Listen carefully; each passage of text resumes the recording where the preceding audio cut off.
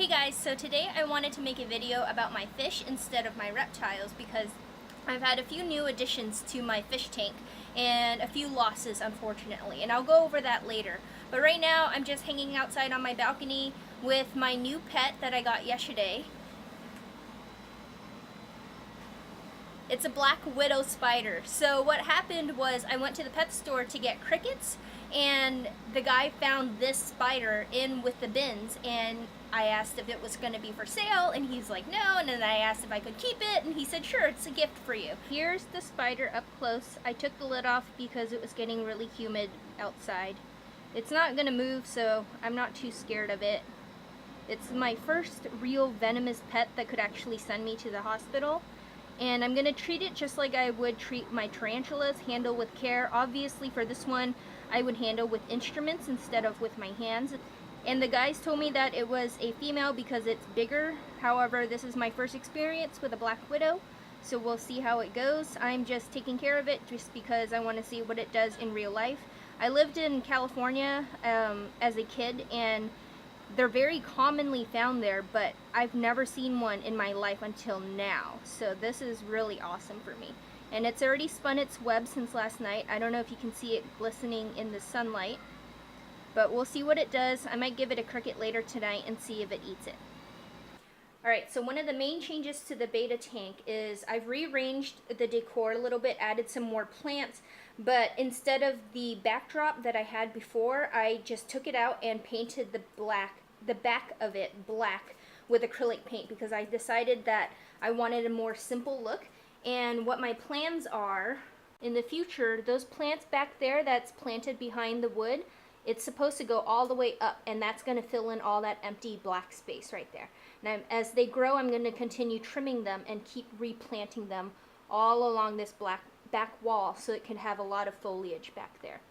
So unfortunately, Melba, my betta fish, died unexpectedly one morning. I think it overate because I checked on it in the morning and it was fine, but then in the afternoon it was completely gone.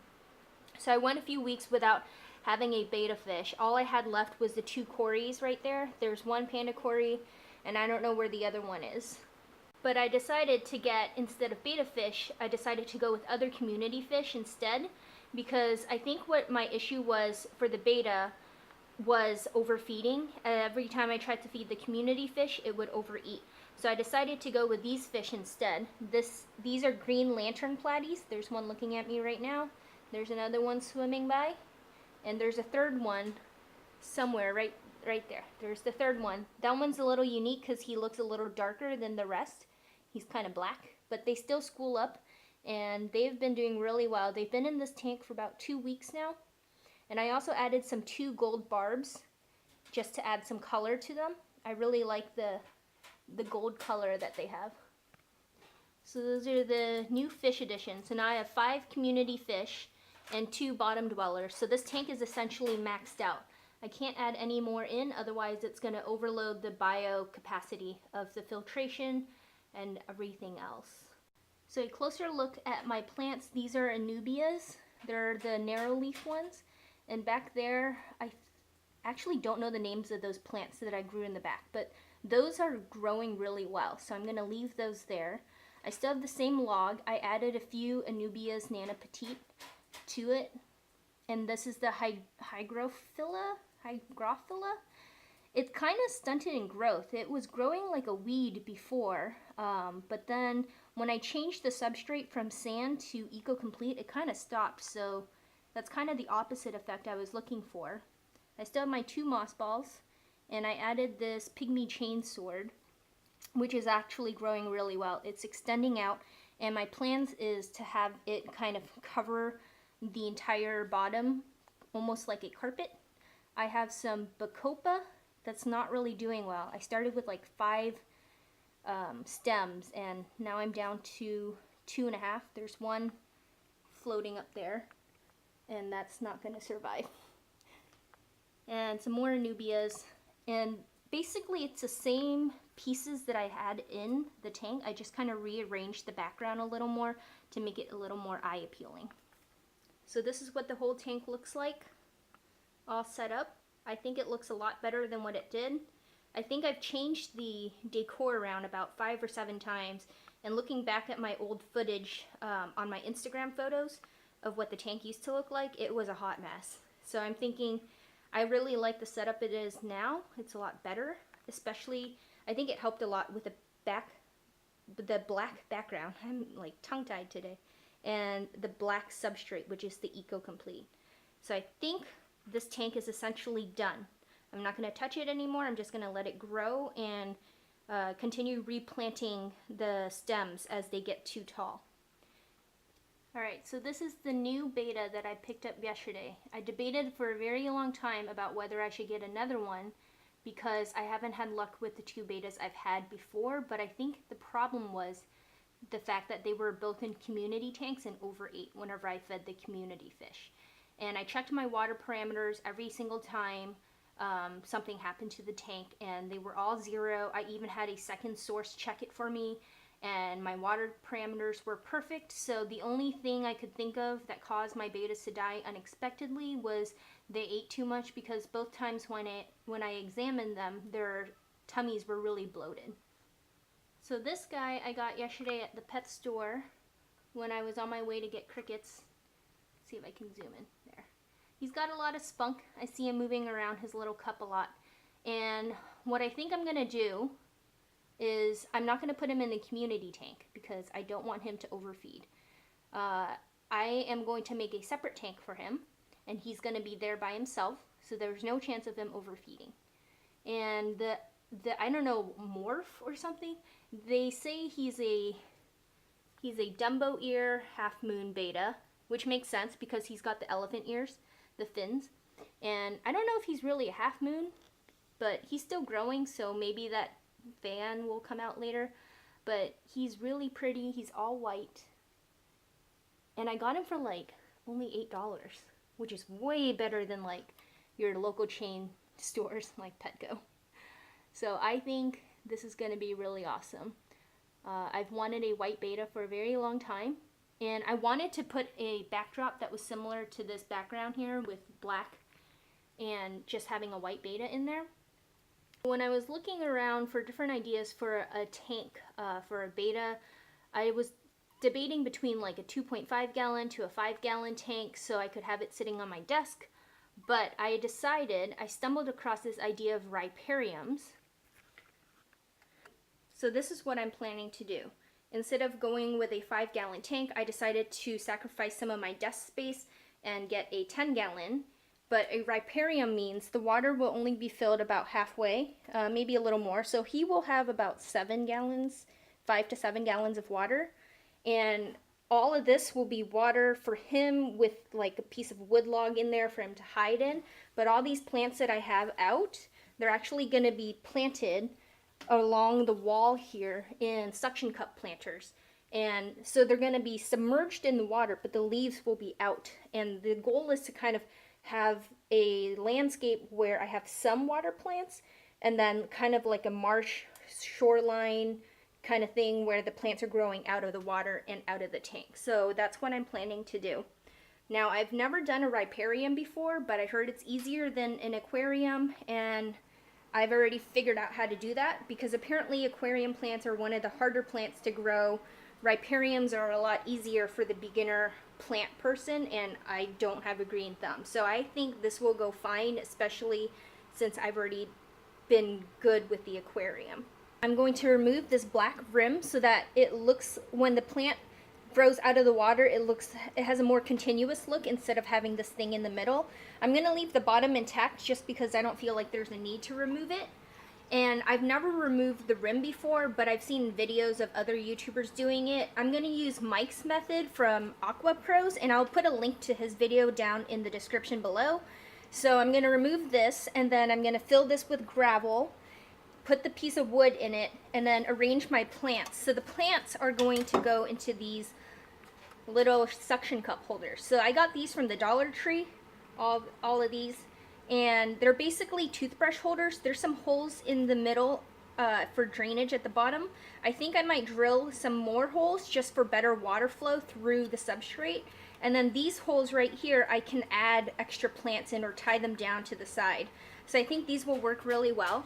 They're gonna go in about there, because I'm planning to have my water about halfway through, and these guys, the water will be flowing right over here. That's where the water level will be. Whoops, that didn't stick really well. All right, change of plans. I'm not gonna take off the rim because I already cracked it trying to get it off. This is a lot harder than it looks, so go with Mike's advice. If you're gonna go below 20 gallon, you are very likely to crack it because the glass isn't thick enough.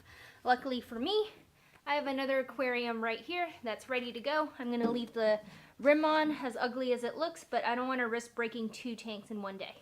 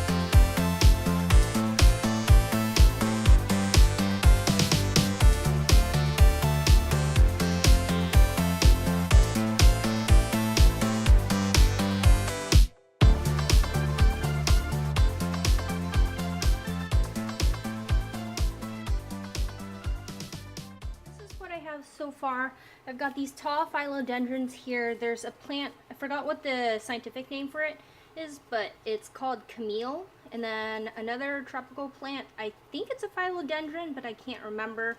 Here's some ferns, wandering Jew, and queen marble pothos. And so, as you can see, I kind of tried to line it all up, but the gravel here is really heavy. And the suction cups, I mean, it came from a dollar store, so they're not as great, but I was able to make it so that it's resting on top of this wood here so that it can get a little bit of support.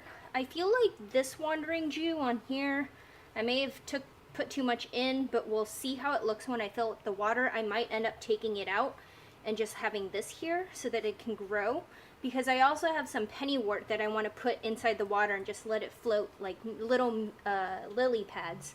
But we'll see. I think the water line is going to be around here. I'm going to be taking water from this tank, which is already cycled, and then I'm going to add it in here so that the fish can go inside tonight. Now the only thing left that I still need to do before I put in the water and the fish is this filtration system. And I'm doing a sponge filter. This is my first one. And I got some airline tubing to connect to it. Here's the sponge filter and then the air pump. All right, so here's the finished tank. I've got the sponge filter all set up. It's running under there, making lots of bubbles. The betta fish is somewhere swimming around. There he is right there. He's adjusted to his tank quite well. He already ate for me and he's swimming around. He's been exploring and I think he's about to go to sleep now because it's about It's past midnight over here. Look how pretty he is. So basically what I did was I cut back on the wandering Jew because I felt like it was overtaking the tank a little bit. So this is all I'm going to have left in here. The fern, I decided to raise up a little higher because I didn't want it submerged in the water, because I think it's not going to make it. It's not meant to go in the water. So it's going to be here where it's going to get high humidity. I also planted some pennywort down here. These are, and then some Java moss that's in between the cracks of the wood. But this is as far as I'm going to go in terms of the aquatic plants, because I want the main focus of the riparium to be all up here. And my goal is to have the pennywort over here kind of grow over and cover this bare area, which is right there, and kind of have it overflowing so that it can kind of connect the whole piece together. It's pretty complete. It's just, I just need more foliage from this stuff. So hopefully that will grow. I mean, it's literally dollar weeds, so it should grow pretty fast. But that is my tank. Let's see if we can find the BETTA once more. And it looks like he's stuck under there. There he is. Swimming around nicely. Look how pretty he is. So this is what it looks like from far away. It's a nice big centerpiece for my desk. Obviously it overwhelms my desk a little bit, but eventually I'll move into a bigger area where I can place this in a better location. But right now, this little BETTA can be my steady buddy wherever he went. Thank you so much for watching this video, and I will see you next time.